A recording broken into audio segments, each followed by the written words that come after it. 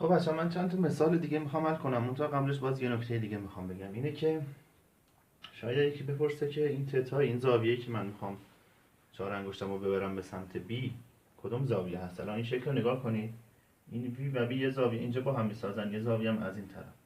یکی بگه که خب من الان چهار انگشتمو میگیرم در جهت سرعت، خم شدن در جهت B، از این طرف میتونم برم، خب از این طرف هم میتونم انگشتمو خم کنم. ولی اون زاویه‌ای که مورد نظر ما هست اون زاویه کوچیک‌تره هست، یعنی زاویه‌ای که کمتر از 180 درجه هست. الان این دوتا رو نگاه کنید، حالا شاید به این شکل بهتر بتونم بگم.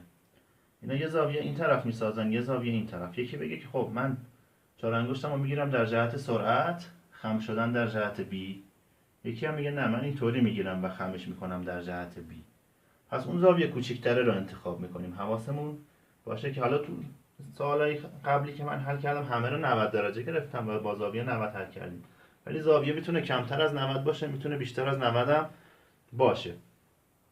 زاویه بین V و B میتونه هر زاویه‌ای باشه، ولی F حتما بر هر دوتای اینا عموده. الان این V و B این صفحه را میسازن، پس F یا باید به سمت داخل تابلو باشه یا به سمت بیرون. خب حالا اینجا من گفتم فرض کنید این بار مثبته، چهار انگشتمون رو میگیریم در جهت سرعت. حالا این سرعت به این سمته، پس من چهار انگشتم رو میگیرم طوری که باید وقتی خم میکنم بره به سمت B. الان این اشتباهه ولی این درسته. ببینید الان چهار انگشت در جهت سرعت وقتی خم میکنم میاد به سمت B، اون زاویه کوچیک‌تره.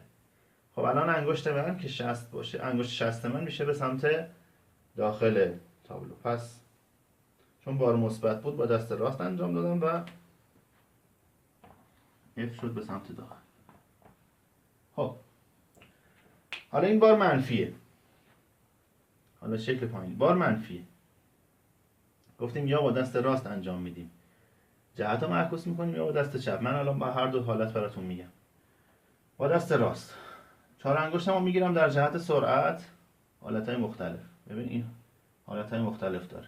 من تا حالتی انتخاب میکنم که وقتی تو این مسیر بیاد به سمت B. تو این صفحه هست دیگه، پس F یا باید به سمت داخل تابلو باشه یا به سمت بیرون. چهار انگشتم در جهت V، خم شدن در جهت B. الان 60 من به سمت بیرون هست، پس یعنی نیرو به سمت بیرونه، منتها برای دست راسته موقعی که بار مثبت بود. پس چون بار منفیه نیرو میشه به سمت داخل تابلو. حالا با دست چپم انجام میدم. چهار انگشتم رو میگیرم در جهت سرعت، خم شدن در جهت B. 60 من میشه به سمت داخل تابلو، پس نیرو میشه به سمت داخل تابلو.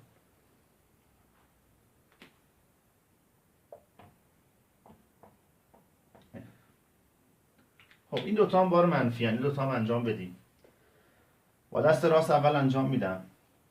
چهار انگشتم رو میگیرم در جهت سرعت طوری که انگشتم باید خم بشه بره به سمت داخل تابلو. ببینید این حالت.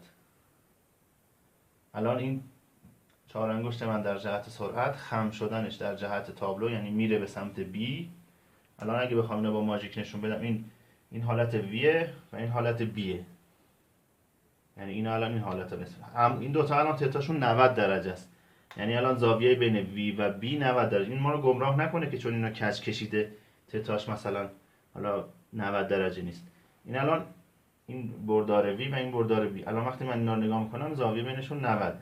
خب چهار انگشتم در جهت سرعت، خم شدن در جهت میدان، نیرو میشه به این سمت. ببینید نیرو میشه به این سمت. حتما باید نیرو به طوری بکشم که به وی عمود باشه.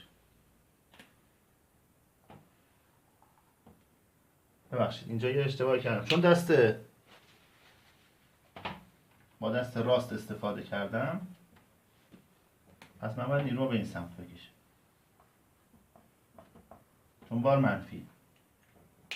حالا با دست چپم امتحان میکنم. ببینید من با دست چپ چهار انگشتم رو میگیرم در جهت سرعت، ولی الان وقت باید انگشتم خم بشه به سمت داخل. این الان اشتباهه ولی این الان درسته. ببینید چهار انگشت در جهت سرعت، خم شدن در جهت میدان، این میشه جهت نیرو. با دست چپم انجام دادم، پس اف میشه بنویسم. اما این حالت، خب این اول با دست چپ انجام میدم. سرعت به سمت بیرون تابلوه، پس من چهار انگشتم رو اینطوری میگیرم به این سمت. منتها باید طوری بگیرم که وقتی انگشتام خم میشه بره به سمت پایین. پس این الان اشتباهی که من گرفتم. چون الان وقتی خم میکنم میره به سمت بالا، پس میام این حالت میگیرمش. الان وقتی خم میکنم میره به سمت پایین، 4 انگشت به سمت بیرون، وقتی خمش میکنم میره به سمت پایین. الان 60 من جهت نیرو نشون میده، یعنی نیرو به این سمت. حالا با دست راستم انجام میدم و بعد جهتش رو معکوس میکنم. ببینید با دست راست مثلا الان این به سمت بیرونه، من این حالت دستم رو میگیرم، الان این اشتباهه ولی این حالت الان درسته.